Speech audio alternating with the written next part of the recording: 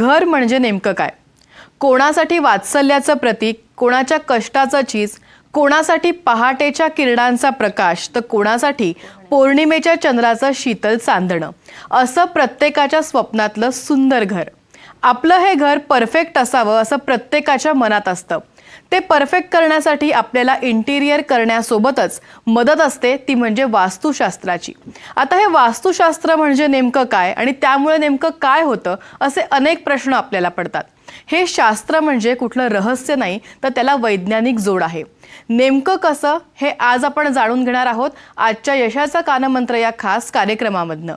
नमस्कार, मी स्वरदा वाघुले भोर. आजच्या या कार्यक्रमात आपल्याला मार्गदर्शन करणार आहेत वास्तुशास्त्रज्ञ डॉक्टर दीपा नंदनवार. मॅडम, तुमचं खूप खूप स्वागत आहे. डॉक्टर दीपा नंदनवार यांचं नागपूर येथे दुर्वांकूर वास्तुशास्त्रज्ञ reiki and advance healing research centre आहे. त्या या क्षेत्रामध्ये जवळपास 28 वर्षांहून अधिक काळ कार्य करतायत. त्यांना या कार्यासाठी राज्यपाल एस.सी. जमीर यांच्या हस्ते भारत ज्योती गौरव पुरस्कारानं सन्मानित केलं गेलंय.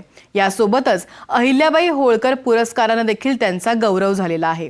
त्यांच्या या कार्याचं कौतुक राष्ट्रपती प्रतिभाताई पाटील यांच्या हस्ते राष्ट्रपती भवन दिल्ली इथं देखील केलं गेलंय.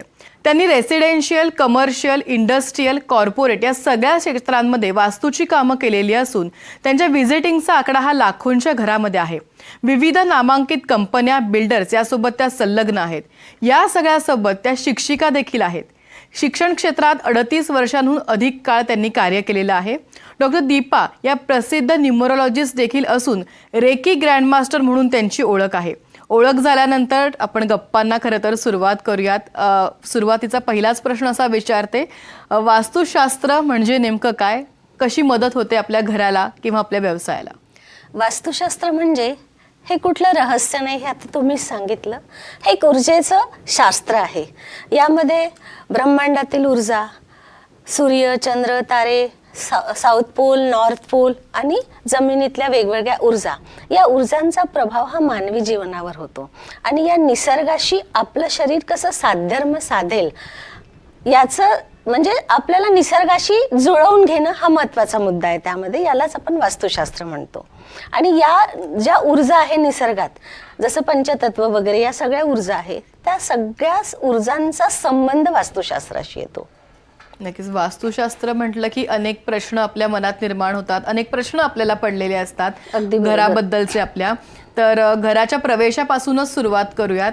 घराचा उंबरठा नेमका कसा असावा, म्हणजे तो असावा की नसावा, आणि असेल तर तो कुठल्या दगडाचा असावा किंवा कशा प्रकारचा असावा?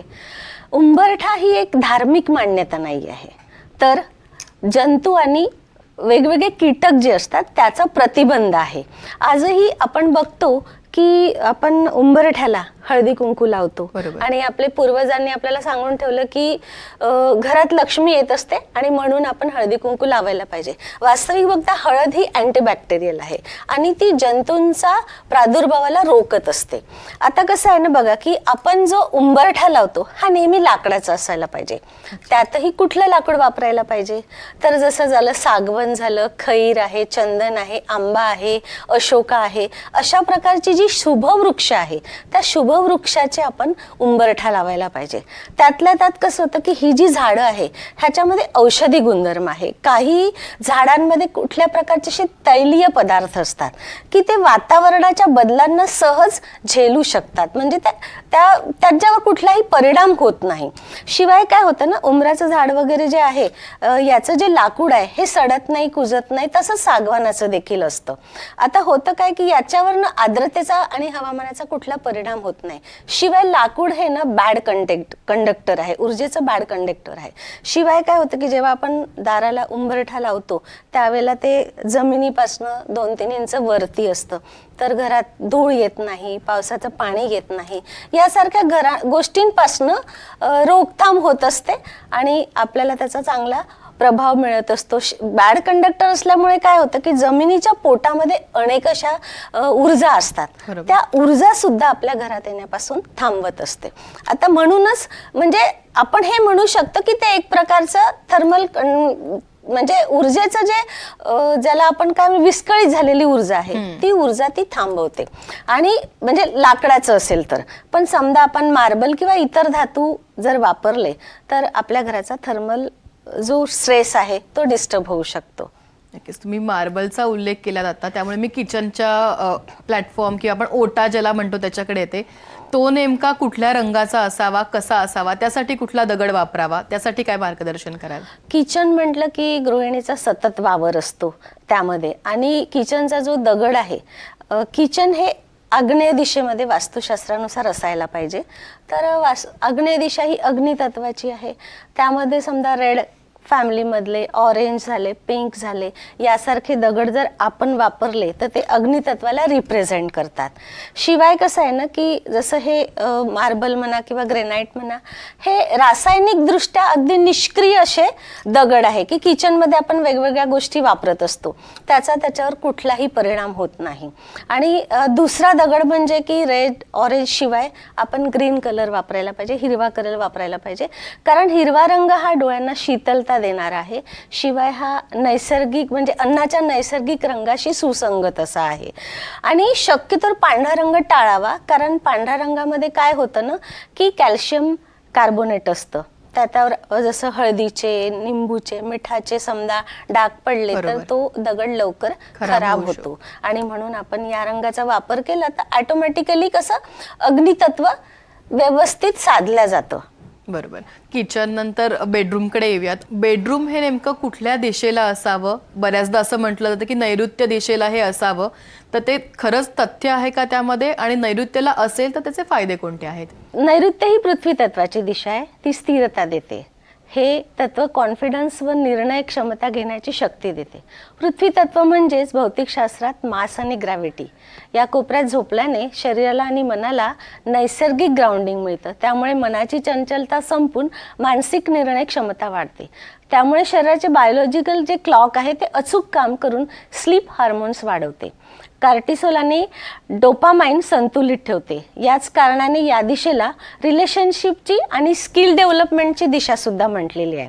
या गुणांमुळे नात्यांमध्ये विचारांची परिपक्वता येऊन नातेसंबंध दृढ होतात आणि खूप दिवस म्हणजे नातेसंबंध स्थिर राहतात. कारण स्किल डेव्हलपमेंट म्हटलं ना की कुठली एखादी ॲक्टिव्हिटी नाही किंवा तुम्हाला किती चांगलं काय येतं हे नसून नातेसंबंध सांभाळणं हे सुद्धा एक खूप मोठं स्किल आहे. आणि या दिशेत झोपल्याने या स्किलची वाढ होत असते. म्हणून नैऋत्य झोपण्याचे हे फायदे आहेत. नैऋत्य दिशेला घरातल्या कर्त्या पुरुषानं झोपावं हे मिथ आहे की खरंच त्यामध्ये काही सत्य आहे? याबद्दल मार्गदर्शन कराल? नैऋत्य दिशा ही मुळातच पृथ्वी तत्वाची दिशा आहे, स्थिरतेची दिशा आहे. घरातल्या कर्त्या पुरुषाने तिथे झोपावं हे खरं आहे. पण एखाद्या व्यक्तीचं अबाव 50 होईपर्यंत त्याचे सगळे स्किल डेव्हलप झालेले असतात.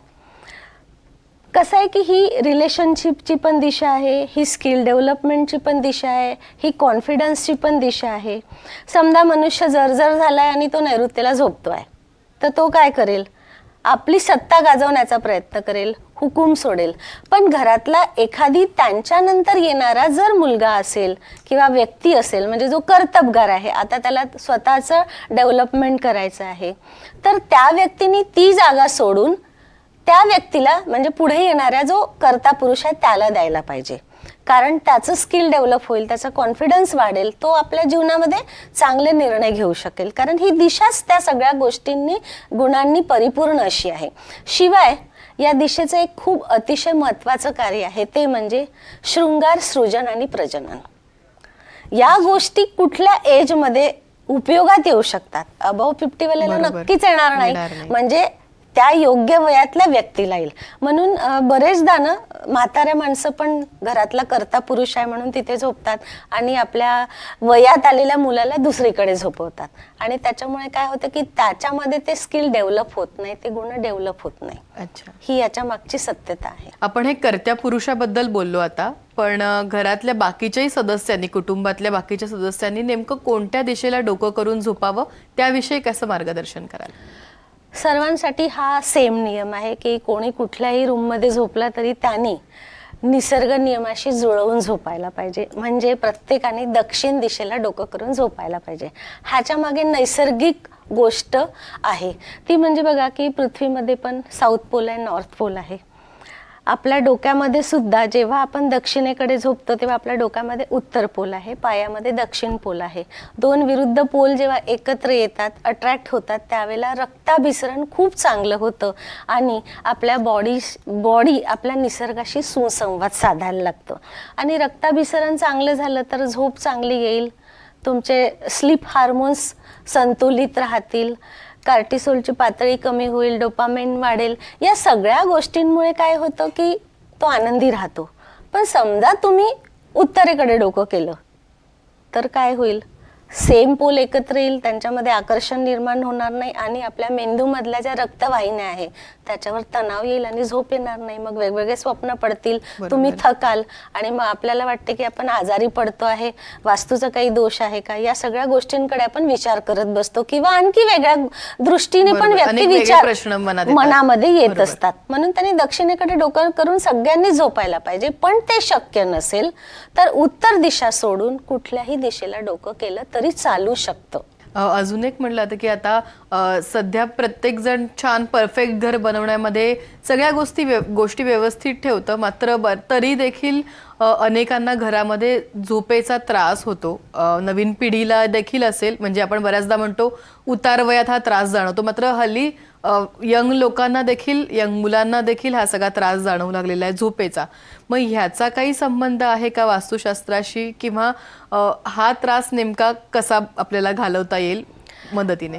काय होतं ना की वास्तूनुसार घर असलं आणि तरी झोप येत नाही आहे, तर आपण आजकाल सगळेच बालकांपासून तर म्हाताऱ्यांपर्यंत सगळे आपण मोबाईलचे भोगते झालेलो आहोत. आणि त्यामुळे बराच वेळपर्यंत आपण टी व्ही, वायफाय, मोबाईल याच्या संपर्कात असतो.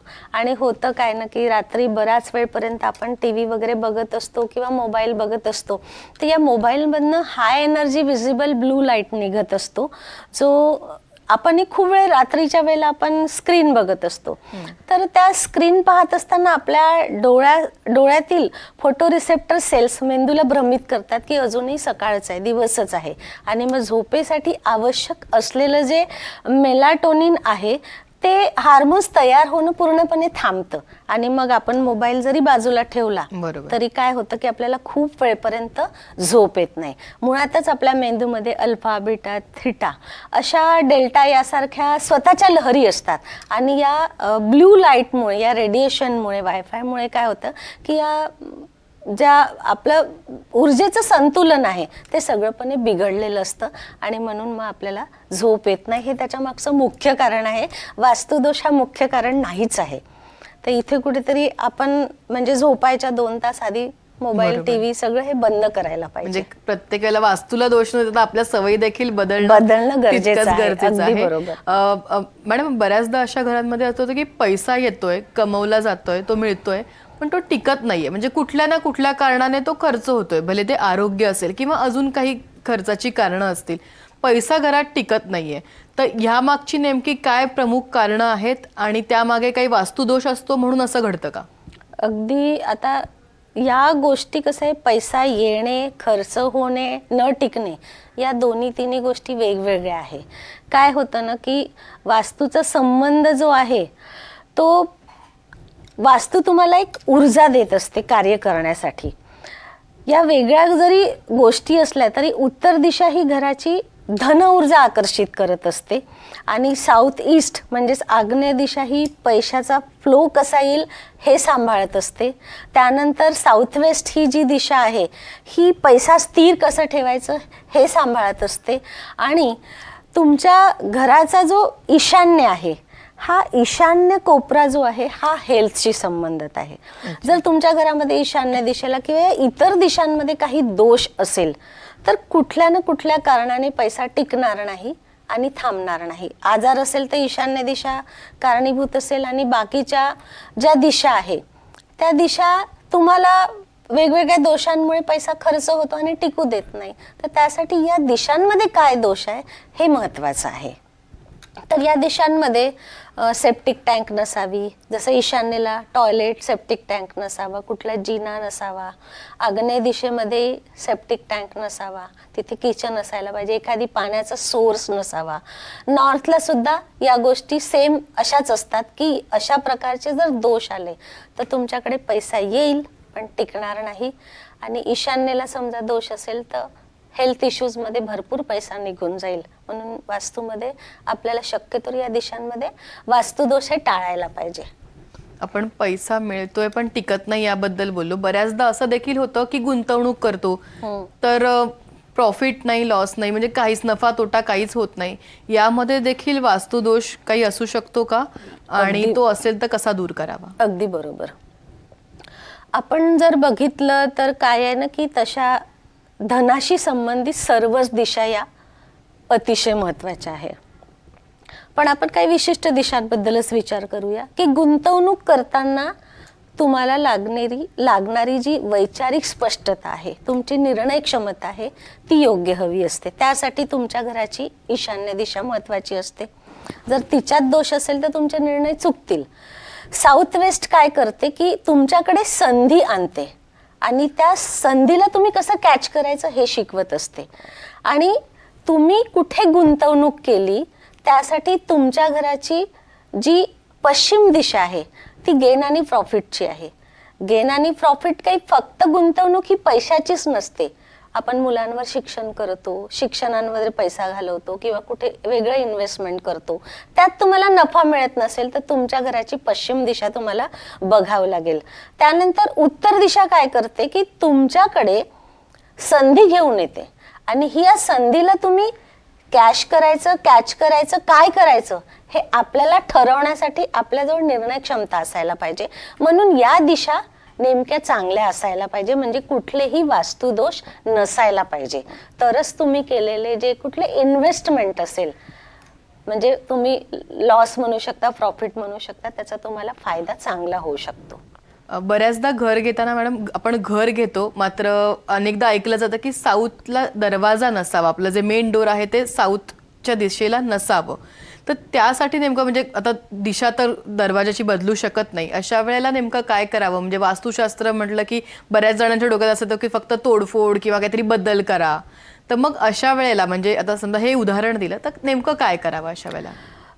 बघा की लोकांनी एक गोष्ट लक्षात ठेवायला पाहिजे की जमिनीवरचं घर आणि फ्लॅट हा जमिनीपेक्षा 20 फुटाच्या वरतीच असतो. मग तो किती फूट तिकडे वाढू शकतो.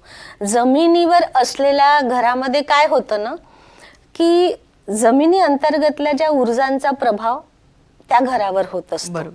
पण फ्लॅटमध्ये असलेल्या घरांवर कॉस्मिक एनर्जीचा जास्त प्रभाव होत असतो. त्यामुळे जे काही दार आहे तर ते बदलणं शक्य नाही आहे. पण त्या दाराची जी ऊर्जा आहे त्या ऊर्जेला वेगवेगळ्या वस्तू वापरून त्या ऊर्जेला करेक्ट करता येतं आणि त्याचे जे काही नकारात्मक रिझल्ट आहे ते आपल्याला कमी करता येतात. म्हणून दरवाजा चुकीचा आहे आणि त्याच्यामुळे आपल्याला नुकसान होतं आहे, या गोष्टी डोक्यातनं काढून टाकणं अतिशय महत्वाचं आहे.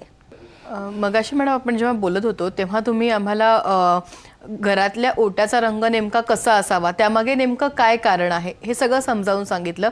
मात्र आपण जो घराला रंग देतो किंवा आपल्या ऑफिसला, कार्यालयाला जो रंग देतो ते रंग किती कारणीभूत ठरतात, ते कशा प्रकारचे महत्त्व असतं, वास्तुशास्त्रामध्ये त्याला कशा प्रकारचं महत्त्व आहे? हा प्रश्न तुम्ही जो विचारला अतिशय वैज्ञानिक प्रश्न आहे की रंग म्हणजे केवळ सजावट नाही आहे, तर रंग म्हणजे प्रकाश आणि ऊर्जेची जी वेवलेंथ आणि फ्रिक्वेन्सी आहे ते आहे. हेच तत्व आपल्या शरीरामध्ये आहे, हेच तत्व ब्रह्मांडामध्ये आहे आणि हे जे 5 तत्व आहे या 5 तत्वांचे वेगवेगळे रंग आहे आणि हे 5ही तत्व आपल्या शरीरामध्ये ग्रंथींच्या स्वरूपात आहे. जेव्हा आपण एखादी रंग बघतो त्यावेळेला त्या रंगाचे तरंग आपल्या डोळ्याच्या पडद्यामधून आपल्या मेंदूतील हायपोथॅलॅमस पर्यंत जातात आणि हा हायपोथॅलॅमस काय करतो की आपल्या शरीराचे जे ज्याला आपण म्हणतो हार्मोन्स ते नियंत्रित करत असतात. आणि जर आपण आपल्या घरामध्ये तत्वांच्या विरुद्ध रंग दिले तर काय होतं की वेगवेगळ्या समस्या निर्माण होतात, आपल्या डोळ्याला त्या चुकीच्या वाटायला लागतात आणि मग आपल्याला समस्यांना सामोरे जावं लागतं. म्हणून रंग तत्वाशी संबंधित असल्यामुळे काय होतं की त्याचा फायदा आपल्याला चांगला मिळत असतो. अगदी शेवटच्या प्रश्नाकडे येते आता. अनेक प्रश्न आहेत, पण हा एक शेवटचा प्रश्न असा विचारेन की कोणत्या छोट्या छोट्या गोष्टींचे बदल जे आहेत आपल्या घरामध्ये आपण करू शकतो ज्याचा मोठा परिणाम आपल्या घरावरती होऊ शकतो? खूप छान प्रश्न विचारला की आजकाल सगळेच इंडिपेंडेंट्स आहेत. त्यामुळे आपण खूप खरेदी करतो आणि घरामध्ये खूप जास्त कचरा जमा करतो. म्हणजेच काय, कपडे खरेदी करतो, वस्तू खरेदी करतो आणि त्या गोळा करून ठेवतो. तर याच्यामधनं सुद्धा नकारात्मक ऊर्जा रिफ्लेक्ट होत असते आणि आपल्या यशामध्ये त्या आड येत असतात. म्हणून सर्व गृहिणींना मी हे सांगेल की घरामध्ये कमीत कमी कपड्यांचा कचरा असावा. कपडे काही दिवस वापरून झाले की ते कुणाला तरी देऊन टाकावेत, म्हणजे तो कचरा कमी करायला पाहिजे. आपण आपल्या घरामध्ये पेपरची रद्दी, पुस्तकांचा पसारा हे सुद्धा खूप जमा करून ठेवतो आणि नको त्या वस्तू जमा करून ठेवू नये. वास्तुशास्त्र सांगतं की एक वस्तू नवीन आणली की दुसरी वस्तू तुम्ही कुठेतरी तिला देऊन द्या, कोणाच्या उपयोग येईल असं काही करा. बऱ्याचशा वेळेला घरामध्ये म्हणजे त्या झाडूंचं काही काम नसतं तरी ते तुटलेले झाडू पडलेले असतात, तुटलेल्या चपला पडलेल्या असतात, तुटलेल्या छत्र्या पडलेल्या असतात. अशा गोष्टींनी नकारात्मक ऊर्जा घरामध्ये निर्माण होऊन खूप मोठा वास्तुदोष निर्माण होत असतो. तर गृहिणींनी या गोष्टींकडे लक्ष द्यायला पाहिजे आणि हा घरातला कचरा ताबडतोब नष्ट करायला पाहिजे. बरोबर. घरातल्या नकारात्मक गोष्टी काढल्या की वास्तूही तथास्तू म्हणेल कदाचित. तुम्ही इथे आलात, आम्हाला इतकं छान मार्गदर्शन केलं, त्याबद्दल खूप खूप धन्यवाद, आभार. थँक्यू. यशाचा कानमंत्र या खास कार्यक्रमामध्ये वेळ झालेली आहे इथेच थांबण्याची. ताज्या घडामोडींसाठी तुम्ही पाहत रहा NDTV मराठी.